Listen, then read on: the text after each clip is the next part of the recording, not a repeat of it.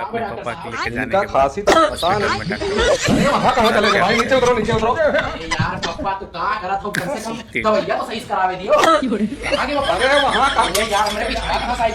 अरे तुम यहाँ आओ यहाँ आओ। लास्ट यहाँ में आओ भाई का। अरे तो कम से कम है तो शांत रहा करो।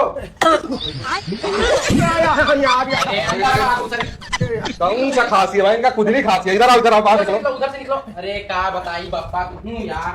आओ आओ आओ। क्या बताई यार ये तबाह कर देते हैं यार।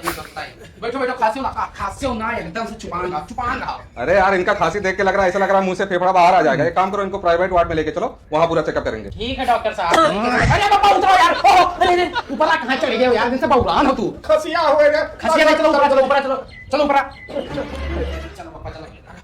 यहाँ लेटाओ, यहाँ। बगल में सुना देने के बाद हाँ लेट जाओ भाई। हाँ हाँ अरे यार तुम इधर आ। अरे यार, अरे मेरा मरीज है भाई, तुम क्या कर रहे हो यार? अरे बाप रे बाप, अरे यार ये कहाँ से आई गई खसिया यार? हमने आवत है। अरे भाई मेरी पेशेंट है भाई, बड़ी क्यों नहीं समझ खांसी रहे है। यार? माफ कर दी। बैठो बैठो तो बताइए। आप बैठो। गाइस बहुत खतरनाक खांसी है। तो एकदम से यार क्या बहुरान एकदम से।